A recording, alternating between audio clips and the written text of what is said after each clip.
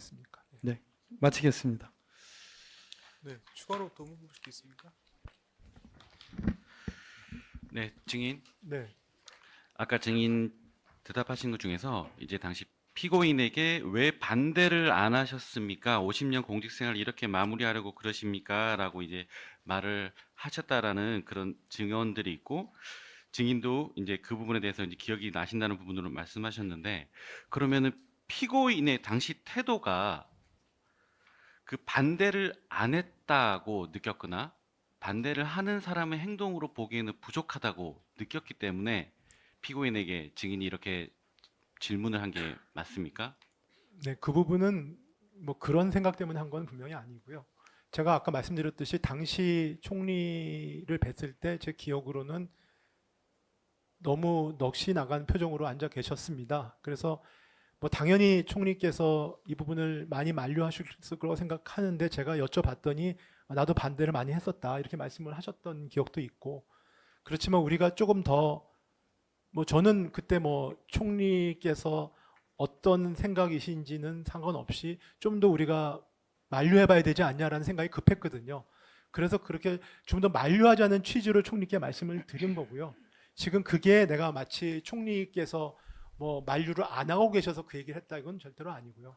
근데 그런 상황이었습니다. 근데 이제 지금 증인이 대답한 거랑 그리고 아까 피고인이 증인의 질문에 대해서 답했던 내용은 왜 반대를 안 하셨습니까라는 대답에 피고인이 나도 반대를 말씀드렸다라고 대답을 했다라고 증인이 진술하셨어요. 네, 그거는 맞습니다. 그렇다면은 네네. 증인의 질문 자체는 피고인이 반대를 안 하고 있었기 때문에 이를 지적하는 취지로 피고인에게 질문을 했기 때문에 대답이 이어진 거 아니에요, 이렇게? 아, 그거는 이렇게 생각 모르겠습니다. 제 생각으로는 제가 총리께서 그 전에 뭘 했는지 모르잖아요. 그럼 제가 총리께 말씀드리는 거는 대통령께 반대를 했는데도 제가 낙담을 하고 나와서 앉아 있는데 다른 국무위원이나 총리님이 앉아 계시지 않습니까? 그러면 왜 반대 안 하고 계십니까? 라는 취지인 거죠. 당시에는 제 네, 말씀은요. 예, 그러니까 당시 그러니까, 기준의 예, 당시 기준 왜 안 하고 계십니까? 우리가 좀 더 가야 돼서 만류해야 되지 않겠습니까? 라는 취지의 얘기였습니다. 예, 네, 그러니까 그 지금 그걸 가지고 제가 총리가 지금까지 뭐 반대를 안 했으니까 내가 한다 그거 취지는 아니었고. 네, 그 그러면 당시 지금 상황이 그랬다는 말씀이죠. 알겠습니다. 이 지금 질문하고 대답을 나누기 전에 네. 이제 증인이 피고인에게 다가가서 아까 말을 나누는 모습을 CCTV로 보지 않았습니까? 네, 네. 그 부분에서 증인이 피고인에게 제가 가서 더 뭐 이야기를 해보겠습니다라는 취지로 말을 하고 피고인이 이야기해보세요라고 말을 했다라는 네. 취지로 대답을 네, 하셨는데 그렇습니다. 그러면 이렇게 말한 행동은 지금 조금 전에 증인이 피고인이 행동이 반대를 하지 않았거나 반대를 한 사람은 부족하다고 느꼈었던 그 이전의 상황인데 네, 네. 증인과 피고인이 이때 대화를 나눈 이 부분은 증인이 생각하기에는 피고인이 반대를 하는 사람으로 보이지는 않았던 건가요? 그런 그러니까 한마디로 말씀드리면은 뭐 사후적으로 생각을 해보면 왜냐하면 반대를 많이 하셨다고 하셨으니까 아니 근데 그때 당시에 느꼈던 감정을 말씀하시면 됩니다. 그때 상황은 제가 아까 말씀드리지 않았습니까? 대통령께서 나오셔서 제가 일어나서 말씀을 드리고 하는데 옆에 조태열 장관도 같이 서 있었고 총리가 계셨거든요. 근데 제가 그 아까 분위기 말씀을 드린 거는 제가 이제 이분들은 와 있었는데 제가 나중에 가지 않았습니까? 그러니까 뭐 이번엔 좀 네가 좀 네 차례다 가서 좀 얘기를 해봐라라는 게 말씀은 안 하셨는데 저는 당시 생각이 저도 부족하다고 생각하고 저도 가서 말씀드리는 게 제 책무다라는 생각을 했던 느낌이 있었다는 생각을 드리는 거고요. 그래서 그런 생각을 가졌다는 말씀을 드리는 거고 총리께 그래서 말씀을 드렸더니 총리께서도 들어가서 얘기해봐.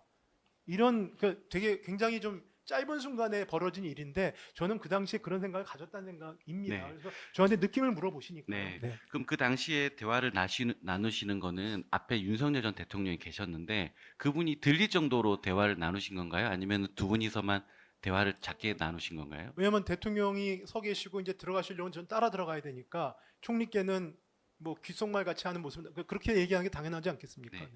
그 이제 대적교실을 퇴실하실 때 증인이 반대해도 할 일은 하겠다라는 이런 취지로 말씀을 했다라는 진술인데 그러면 그 할 일을 하겠다라는 거는 대적견실에서 증인이 무슨 일을 해야 될지에 대해서 대화가 오갔던 것인가요?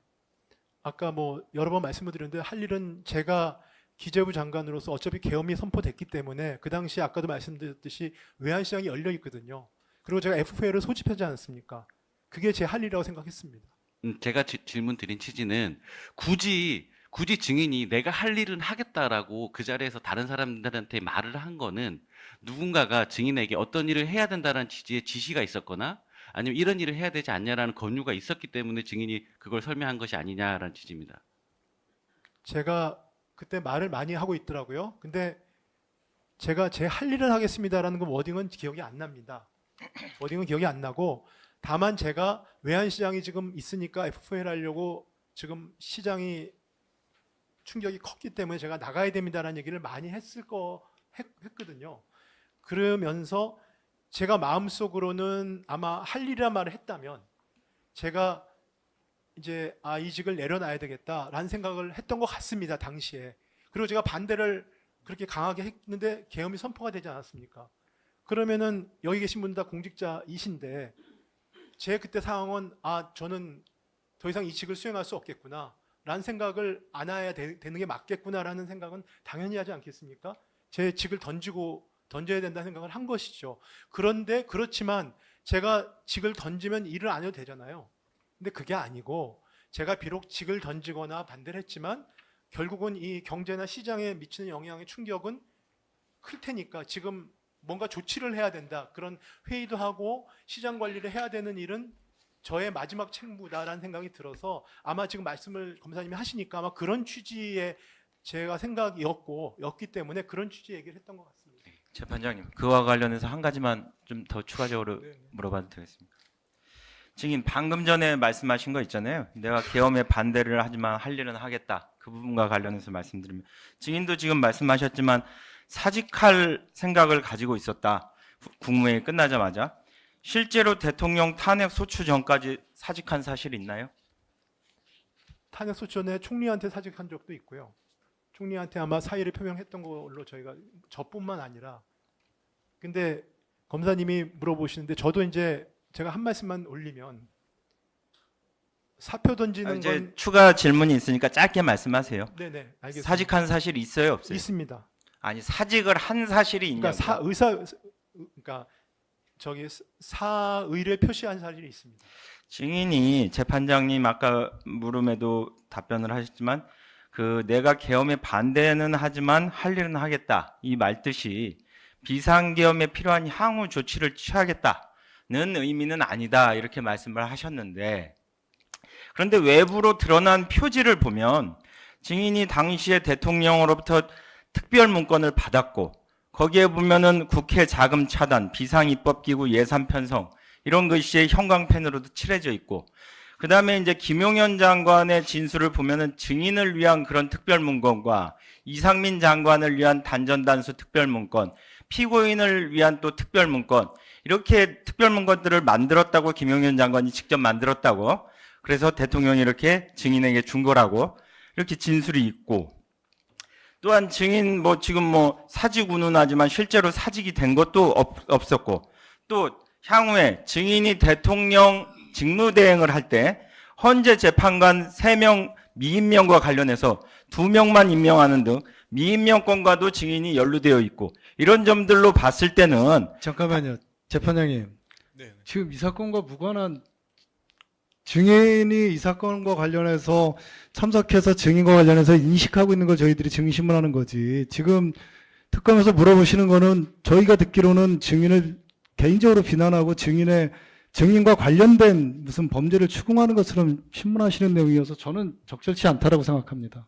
좀 제지해 주시기 바랍니다. 예, 그 부분은 뒷부분은 좀 짧게 정리하시기 바랍니다. 예. 네, 네. 헌재 재판관 미임명권 등과 이렇게 관련되어 있는 걸로 봤을 때는 증인이 당시에 내가 계엄에 반대를 하지만 할 일은 하겠다. 이런 것들은 이런 외부에 드러난 지표들로 봤을 때는 어떤 사람이든 해석하기에는 증인이 비상계엄에 필요한 향후 조치를 취하겠다. 즉 비상계엄에 동조하겠다. 이렇게 이해가 되는데요. 어떠신가요?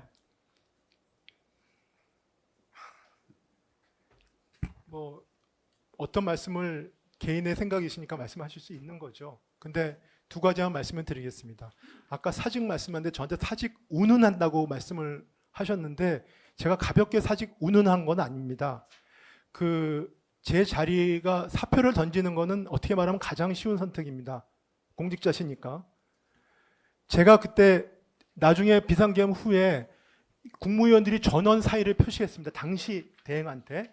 그랬더니 언론에 파이낸스 미니스터가 기재부 장관이 사표 썼다 그래가지고 시장이 난리가 났습니다. 무슨 얘기냐면 당시 제가 느낀 게 우리 직이라는 건 공직은 내가 사표를 던지고 싶은 생각이 있어도 그 부분은 끝까지 사표를 직에 연연하지 말고 끝까지 제가 할 일은 해야 되겠다라는 생각을 했다라는 그런 거와 일맥상통해서 그런 부분을 하느라고 노력을 많이 했다라는 말씀을 드리는 거고요.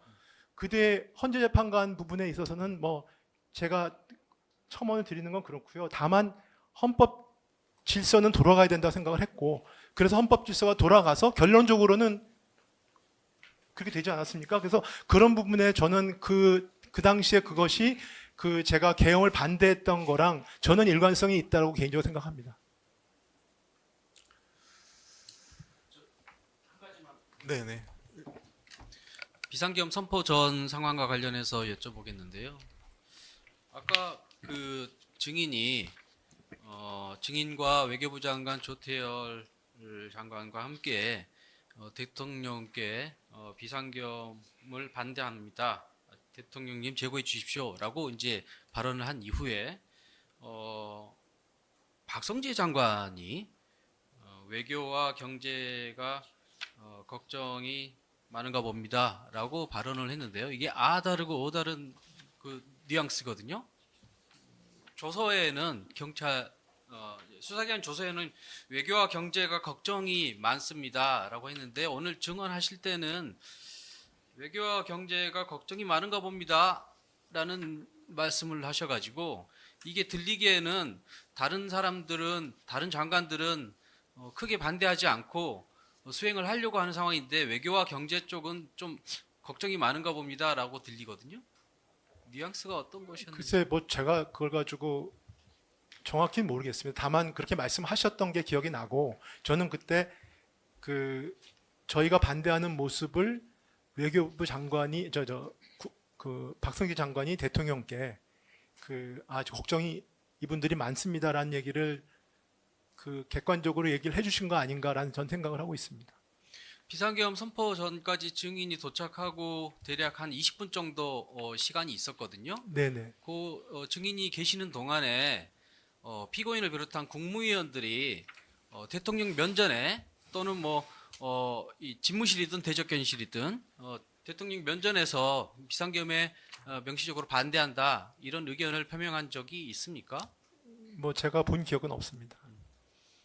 그래서 증인이 답답한 마음에 증인 피고인에게 왜 반대를 안 하셨습니까? 50년 공직 생활을 이렇게 마무리하려고 그러십니까? 이렇게 말씀을 하시고 또 이상민 장관에게도 다른 증인에 따르면 너는 예스맨이니까 너라고 못하겠지라는 말까지 할 정도인 답답한 상황을 토로한 것으로 보이는데요. 그러면 피고인이 국무위원들이 오는 족족 집무실이나 또는 대적견실에 대통령을 향해서 의견을 좀 말씀해 주시죠라고 이렇게 건의하거나 제안을 한 적이 있습니까?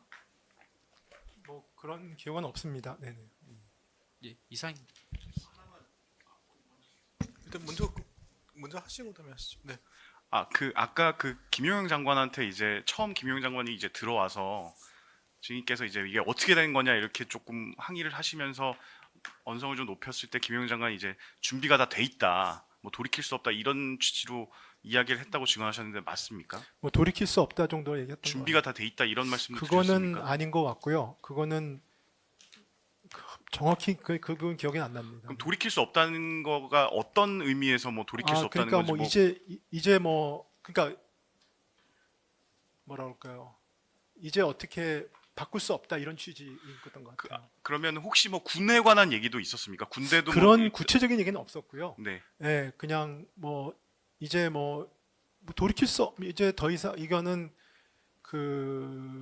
지금 와서 계엄을 뭐 추진하는 거를 그만둘 수 없다라는 취지로 저는 이해를 했습니다. 구체적인 얘기를 김 장관이 얘기한 건 아닙니다. 그러면 혹시 뭐 집무실 안에서 대통령이 이제 준비가 다 돼 있다 이런 말씀을 들었다고 했는데 그렇죠. 그러니까 대통령께서 제가 이제 처음에 경찰인가 어디 가서는 돌이킬 수 없다고 대통령이 그러셨다고 했는데 그 취지의 말씀이 뭐 좀 준비가 돼 있다, 뭐 이런 준비가 지금 돼 있다라는 취지의 말씀을 하셨던 것 같아서요. 네. 그 준비가 어떤 건지는 구체적으로 정확히 모르겠습니다, 당신은. 네. 그 뭐 계엄의 준비라고만 좀 나중에 생각을 한 거죠. 무슨 준비인지 모르겠습니다. 네, 이상입니다. 네, 변호인께서 뭐 추가 좀 하시겠어요? 네, 그 제주신문 관련해서 몇 가지 물어보겠습니다. 그 증인께서 해광의 정현택 변호사입니다. 그